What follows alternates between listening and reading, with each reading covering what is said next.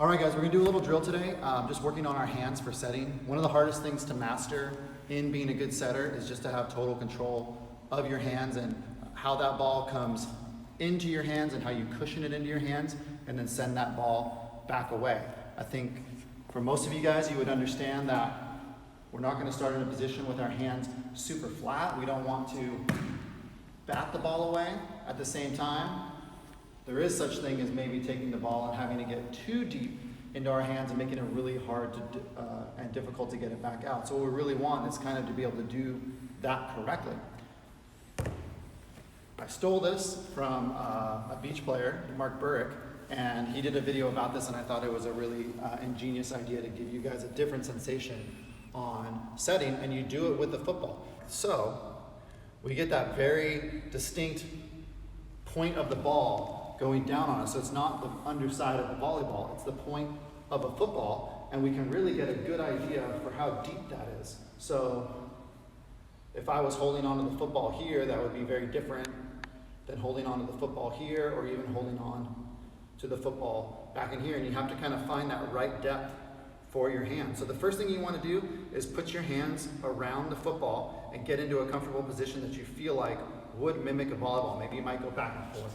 You might pick up the volleyball and see what that feels like to go around the volleyball, and then try to mimic that around the football. And then go ahead and toss it up to yourself a couple times. So I think it works best when you're doing this if you can toss it up with some sort of a spiral, so put a little bit of spin on that ball so that ball's coming up and down. But when that ball comes down, I want to try to catch it in the right position as a setter. So I can on purpose catch that ball a little bit higher, so you notice there's more football now, more of that point got through, okay?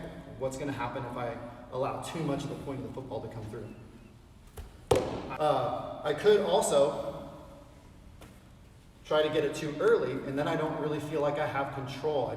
I've got my hands on the football, but I don't really have control over what the football's going to do, okay? So if I get it in the right spot, I should be able to do my setting motion and get that football to go back up in the air. If my hands are on the bottom, there's no point of the football, it's going to be hard to do.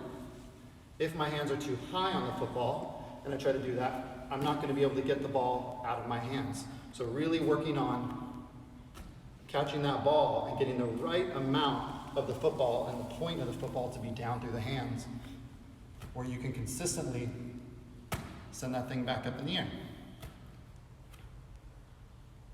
So now, once you've done that a few times with the football, then go back to the volleyball, toss it up to yourself, see if you can mimic that catch feeling, and then go up.